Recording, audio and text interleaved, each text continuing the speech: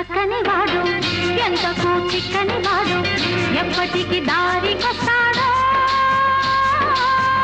ఎవరి చక్కని చుక్క సోకు దీని కాలికి మొక్క కాదన్నా వెంట పడుతుంది